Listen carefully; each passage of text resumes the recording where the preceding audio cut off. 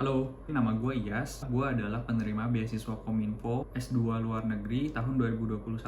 Gue akan berkuliah di kampus namanya Triple ITB atau International Institute of Information and Technology Bangalore di India.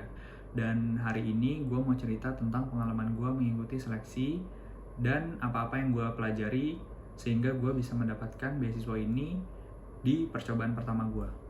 Kalau mau jawaban cepatnya berdasarkan judul yang gue tulis, jawaban singkatnya adalah gue beruntung. Tapi bukan berarti gue gak berusaha. Ada hal-hal yang gue lakuin yang tanpa gue sadari itu memperbesar gitu kemungkinan gue buat jadi beruntung. Dan di hari ini gue mau cerita-cerita tentang hal itu. Mungkin lebih tepatnya judulnya hal-hal yang gue lakuin untuk memperbesar kemungkinan gue menjadi beruntung dalam proses mendapatkan beasiswa S2 ke luar negeri pada percobaan pertama.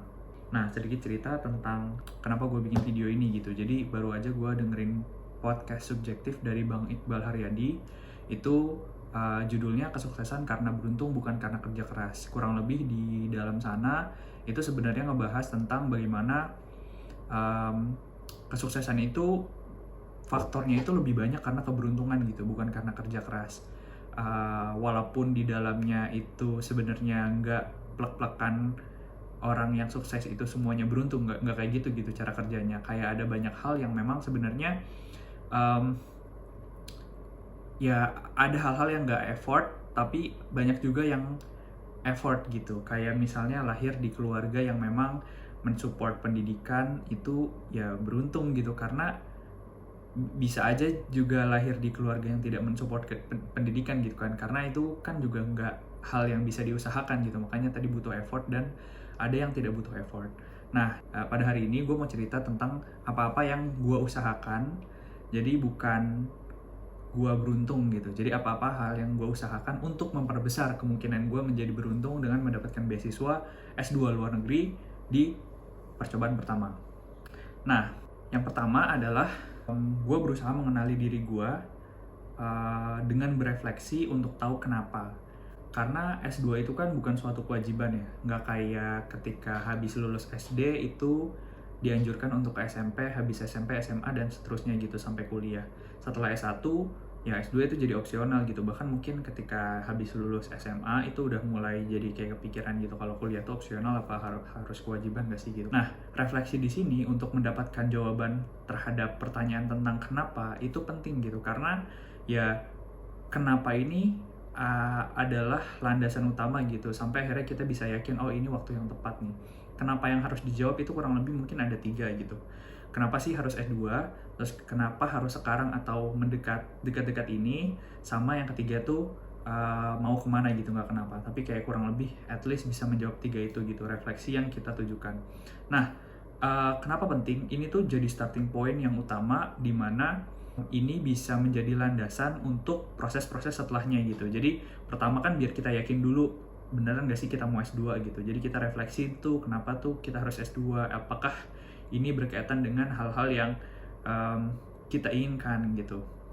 Terus kenapa sekarang juga harus dicari itu, kenapa sekarang, maksudnya kayak apakah nunggu 3 tahun kerja dulu atau langsung habis lulus S1 dan segala macamnya. Itu dilakukan dengan cara refleksi. Nah, caranya adalah kayak gimana? Ya, gue melakukannya dengan cara berpikir dan menulis, mikir dan nulis. Jadi pertama, mengingat-ingat gitu, kurang lebih yang sudah lalu itu apa yang terjadi pada diri gue gitu. Kayak 3-5 tahun lalu apa yang terjadi di diri gue.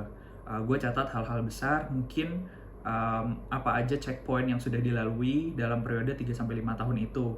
Nah, selain berpikirkan itu dan menulis tentang masa lalu, kayak apa aja yang sudah terjadi, sambil dipikirin juga aspirasi kita ke depan mau ngapain gitu. Jadi nanti outputnya adalah kenapa ini kita jadi tahu gitu, oh gue tuh udah melakukan ini, terus aspirasi gue cukup menetap, bahkan 5 tahun ke belakang itu ada aktivitas-aktivitas yang gue lakuin yang mengacu pada aspirasi gue di masa depan. Kayak misalnya mungkin bekerja menetap di perusahaan yang sama selama 1 periode tertentu karena ternyata fulfilling banget nih pekerjaannya. Tapi ada juga hal-hal yang diharapkan bisa diketahui lebih dalam tentang ranah atau field tersebut gitu. Berarti kan itu ada aspirasi yang ingin tahu lebih dalam gitu tentang field itu. Itu bisa dijadi alasan kenapa pengen lanjut S2 gitu. dan kenapa sekarang, mungkin kayak apakah ada timeline di hidup yang memang lagi mau berusaha dicapai, yaitu balik lagi ke masing-masing, tapi tujuannya memang berusaha mengenali siapa diri kita, kenapa kita mau lanjut S2, apa yang kita minati dari apa yang sudah terjadi dan apa aspirasi kita. Nah, di kasus gue kemarin itu udah tahu banget kalau misalnya 3-5 tahun ke belakang tuh gue banyak fokus di pengembangan produk digital, which yang gue adalah pekerja di startup sebagai product researcher gitu. Gue bertahan 3-5 tahun, terus gue juga enjoy mengerjakan pekerjaan gue di kantor, dan gue merasa masih banyak hal yang bisa gue improve kalau gue punya pengetahuan yang lebih banyak tentang ranah ini gitu. Dan itu jadi salah satu alasan gue untuk, oh iya, dengan cara gue melanjutkan S2, gue punya waktu yang full untuk belajar dan mendalami topik-topik yang gue minati seputar pengembangan produk digital. Yang kedua, gue juga refleksi kalau kurang lebih 5 tahun ke belakang gue cukup konsisten menjadi tempat cerita dan menjadi pendengar di situasi curhatan teman-teman gue gitu. Semua orang punya teman dan punya momen di mana dia menjadi tempat diceritakan oleh temannya yang lainnya gitu. Tapi gue ngerasa itu tuh kayak sinyal gitu. Dan gue juga mau menjadikan itu kayak, oh, gue kayaknya pengen menjadi lebih berilmu gitu, untuk tidak sekedar mendengarkan cerita orang juga, tapi mungkin bisa membantu gitu dengan ilmu yang lebih matang gitu. Dan itu juga sesuai dengan background gue ketika S1, yaitu psikologi gitu. Sehingga gue ngerasa apakah gue butuh legalitas untuk beneran membantu dan mendengarkan permasalahan orang lain, dan gue berusaha membantu dia berefleksi untuk menyelesaikan masalahnya sendiri gitu. Sehingga gue kepikiran juga, oh, mungkin ranah gue adalah konseling atau profesi psikolog gitu. Jadi dari refleksi itu gue sudah mengerucutkan bahwa gue yakin gue mau S2, gue tahu kenapa gue butuh sekarang, dan gue minatnya ke arah mana gitu. Nah, terus yang kedua, setelah gue yakin itu, gue melakukan riset yang mendalam mengenai jurusan dan beasiswa. Yang pertama adalah jurusan dulu. Nah, meriset jurusan ini lumayan tricky. Kalau misalnya jurusannya cukup jelas dan teman-teman sudah tahu, ya tinggal search aja keywordnya di Google, terus kemudian teman-teman tinggal lihat kampus mana yang mempunyai jurusan tersebut dan silahkan didalami gitu. Atau yang kedua, teman-teman punya aspirasinya karir gitu. Teman-teman bisa lihat LinkedIn, orang yang punya titel karir itu dia kebanyakan punya background jurusan apa, itu juga bisa dilakukan seperti itu. Atau main ke website website kampus atau universitas dan lihat-lihat jurusan-jurusan yang sesuai minat teman-teman. Tadi kan udah refleksi tuh, udah tahu dong sekarang minatnya apa, dan silahkan lakukan riset itu untuk mengetahui jurusan itu apa, requirement-nya apa, terus kira-kira belajar apa dan segala macamnya sesuai nggak dengan aspirasi yang teman-teman mau. Nah, yang kemarin gue lakuin selain gue tadi research, terus melakukan background check ke teman-teman LinkedIn yang profesinya seperti itu, terus kemudian lihat dia dari kampus mana dan jurusan apa yang dia ambil, gue juga melakukan satu namanya informational interview, atau ya gue melakukan wawancara untuk menggali informasi lebih kepada orang yang sedang melakukan atau sudah melakukan pendidikan master di jurusan yang gue minati.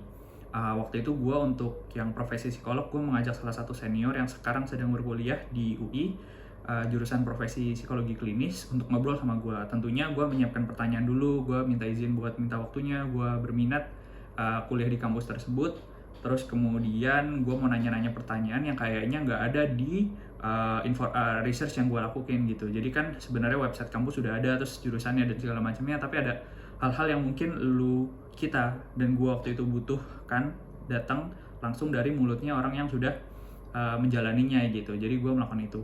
Terus yang kedua, buat yang jurusan tadi yang berkaitan dengan pengembangan produk digital, itu karena gue tidak bisa mendapatkannya dan nggak ada circle gue yang tapi untungnya ada beberapa video di YouTube yang menjelaskan tentang hal itu gitu, kayak bedah jurusan ini, terus kemudian kampusnya ini gitu. Ada sekitar 3 video yang gue tahu dan gue tonton, dan tentu saja gue dokumentasikan dengan gue catat tentang jurusan itu gitu. Sampailah gue lumayan terinformasikan tentang informasi jurusan yang gue minati.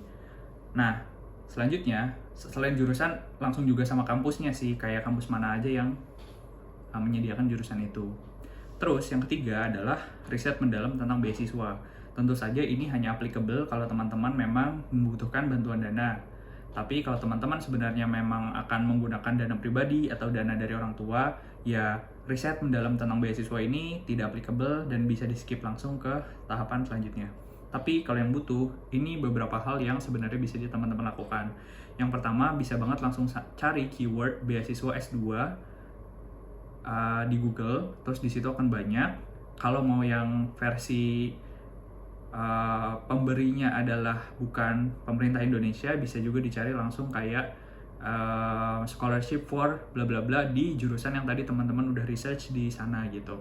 Nah, tapi sebenarnya udah banyak beasiswa-beasiswa yang lumayan dikenal dan menjadi minatnya banyak mahasiswa Indonesia, dan memang kuota yang diberikan juga banyak gitu. Kayak misalnya LPDP buat banyak banget jurusan dibuka, banyak banget kampus dunia dan dalam dan luar negeri menerima atau menawarkan beasiswa dan bisa dibantu dengan LPDP. Kemudian ada beberapa beasiswa lagi yang diberikan oleh pemerintah negara luar negeri itu untuk mahasiswanya di Asia Tenggara, termasuk biasanya di Indonesia. Kayak misalnya beasiswa dari pemerintah Korea, beasiswa dari pemerintah Swedia, beasiswa dari pemerintah Eropa dan segala macamnya.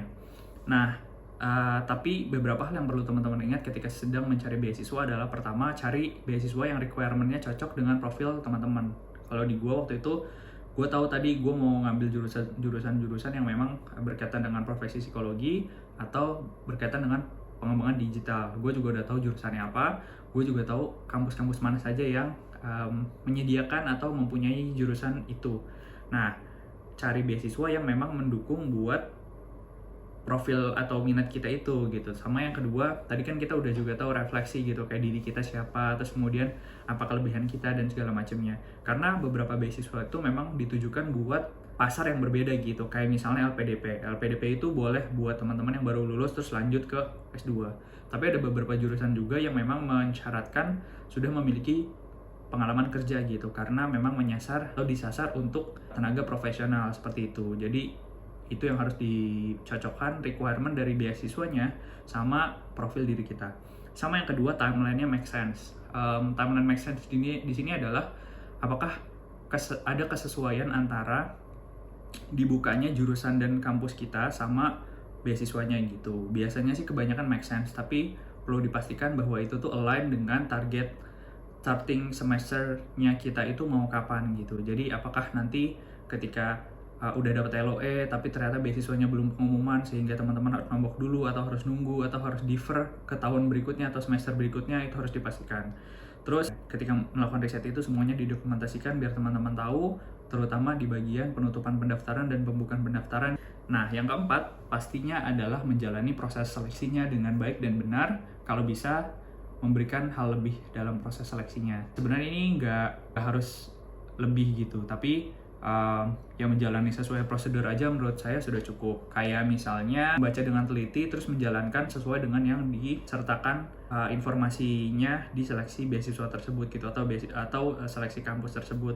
Kayak misalnya menyertakan sertifikat bahasa Inggris. Nah, kalau misalnya diminta sertakannya adalah tidak boleh yang computer based atau kayak misalnya ada TOEFL prediction gitu, ya teman-teman jangan, atau dimintanya memang TOEFL tapi tidak disebutkan bisa prediction atau enggak, ya itu pasti berarti TOEFL aja gitu, tidak ada tulisan predictionnya, berarti itu nggak diminta seperti itu gitu.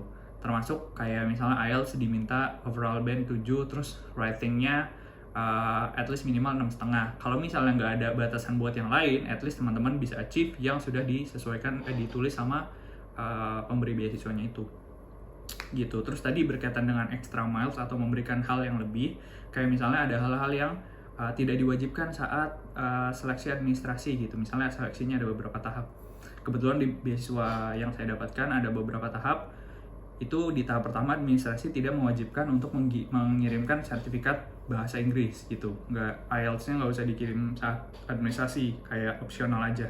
Nah, tapi karena saya ngerasa, jangan-jangan ini bisa memperluas keberuntungan saya atau bisa memperbesar kemungkinan saya buat beruntung, maka saya usahakan saya lampirkan saja sertifikat IELTS saya gitu.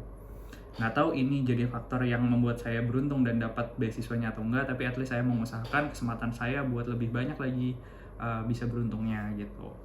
Terus yang kelima, ini tambahan aja, yaitu berkoneksi dengan orang-orang yang dekat dengan mimpi-mimpi kita atau aspirasi kita. Nah, ini maksudnya gimana? Ya kayak bangun relasi aja sama orang-orang yang udah ada gitu di sana. Misalnya, oh pengen dapat beasiswa ini, terus pengen kuliah di kampus Columbia gitu misalnya. Terus ya mungkin trik pertama bisa follow-followan atau berkoneksi di LinkedIn gitu untuk just in case nanti teman-teman butuh bantuan atau butuh tips dan saran. Juga pasti ya berteman dengan orang lain itu kan kayak bakal mendapatkan manfaat gitu. Itu saja mungkin ada 5 tips itu. Semoga jelas.